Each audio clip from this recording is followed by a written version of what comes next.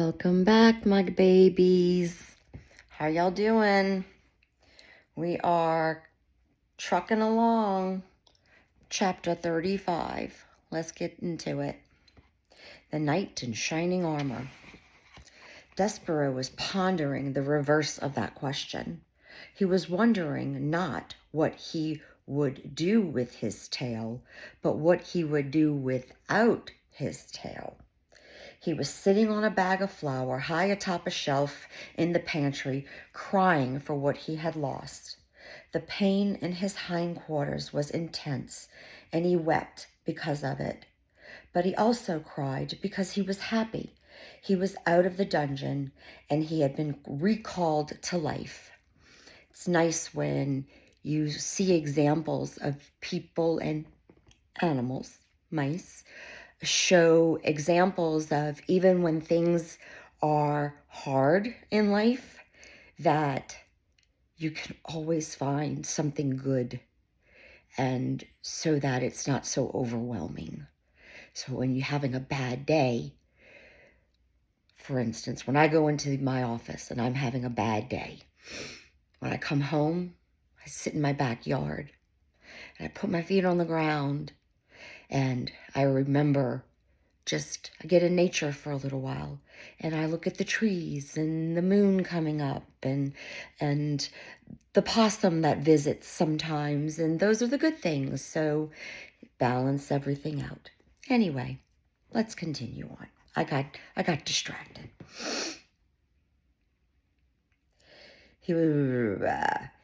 His rescue had happened just in time for him to save the Princess P from the terrible fate that the rat had planned for her. So Despero wept with joy and with pain and with gratitude.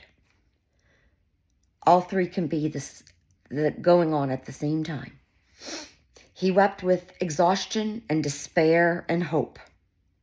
He wept with all the emotions a young small mouse who has been sent to his death and then delivered from it in time to save his beloved can feel.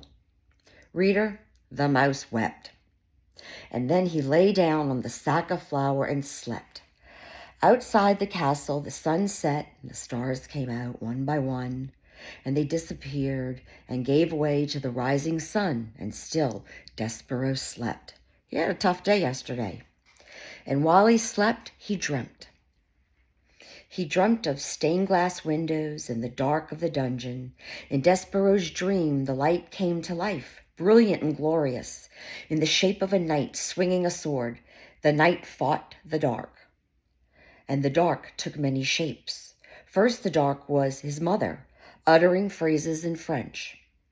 And then the dark became his father, beating the drum. The dark was Furlough, remember his brother? Wearing a black hood and shaking his head no.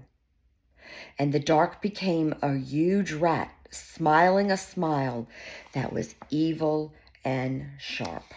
You know that was Roscoe.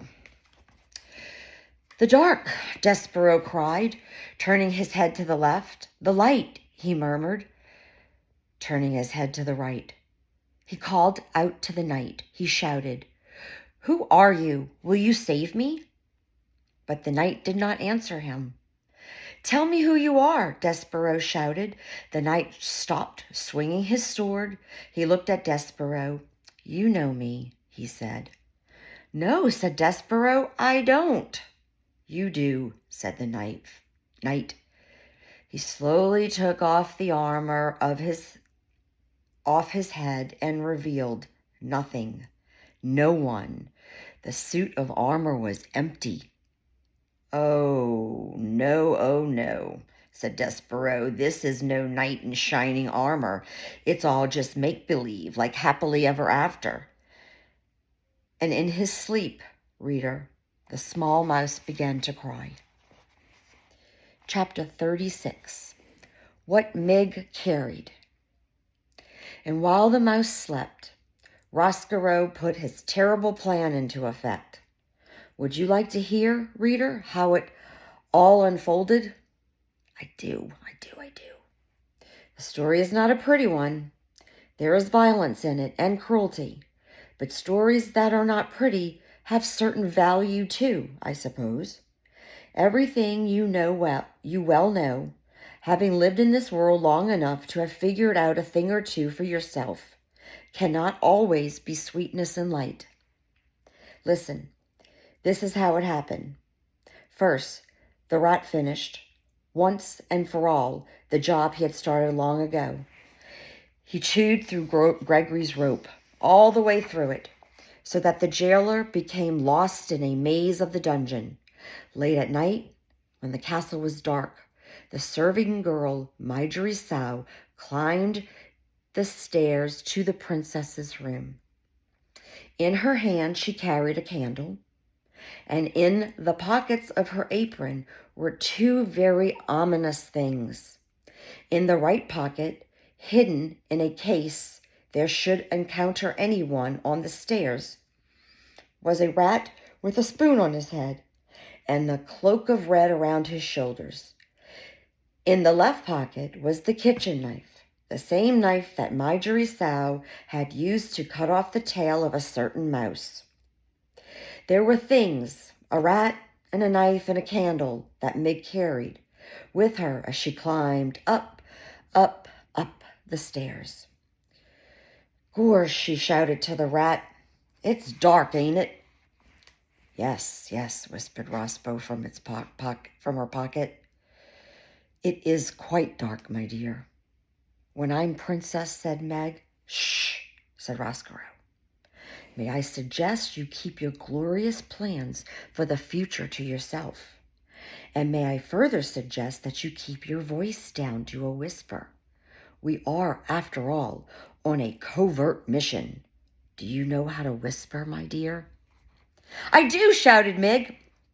"Then please," said Roscoe, "please institute this knowledge immediately." "Gore," whispered Meg. "All right."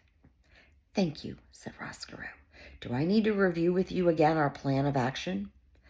"I got it all right here in my head," whispered Mig, and she tapped the side of her head with one finger. "Oh, comforting," said Roscoe. "Perhaps, my dear, we should go over it again, one more time, just to be sure." "Well," said Mig, "we go into Princess's room, and she will be sleeping and snoozing and snoring. And I will wake her up and show her the knife and say, 'If you does not want to get hurt, Princess, you must come with me. And you will not hurt her,'" said Roscoe. "No, I won't, because I want her to live so that she can be my lady-in-waiting when I become a princess." "Exactly," said Roscoe. "That will be her divine comeuppance." "Gore," whispered Mig. "Yes, her divine comeuppance." Mig had, of course, no idea what the phrase divine comeuppance meant, but she liked the sound of it, and she repeated it over and over to herself until Roscoe said, "And then?" Guys, I don't know what that means either, and I don't even know if I'm saying it right, but I'm going to look it up, and in the next video before we start, I'll tell you. See, even somebody like me, I'm always learning, never stop learning, even at my old grandma stage, my old crone stage. "And then," continued Mig, "I tells her to get out of her princess bed and come with me on a little journey." "Ha," said Roscoe, "a little journey." "That is right. Ha. I love the understatement of that phrase, a little journey." "Oh, it will be a little journey. Indeed it will." "And then," said Mig, who was now coming to her favorite part of the plan, "we take her to the deep downs, and we gives her some long lessons on how to be a serving girl, and we gives me some short lessons on how to be a princess, and when we is all done studying up, we switch places. I get to be the princess, and she gets to be the maid." Gore. Reader, this is the very plan that Roscoe presented to Mig when he first met her. It was, of course, a ridiculous plan. No one would ever, not for one blind minute, mistake Mig for a princess, or the princess for Mig. But Marjorie Sow, as I pointed out to you before, was not the sharpest knife in the drawer. And reader, too, she wanted so desperately to become a princess. She wanted, oh, how she wanted. And it was because of this terrible wanting that she was able to believe in Roscoe's plan with every ounce of her heart. The rat's real plan, in a way, more simple and more terrible. He intended to take the princess to the deepest, darkest part of the dungeon. He intended to have Mig put chains on the princess's hands and her feet, and he intended to keep the glittering, glowing, laughing princess there in the dark forever.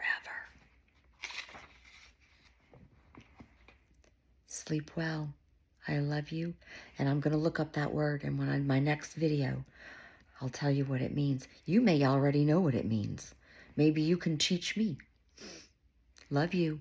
Sweet dreams, my babies.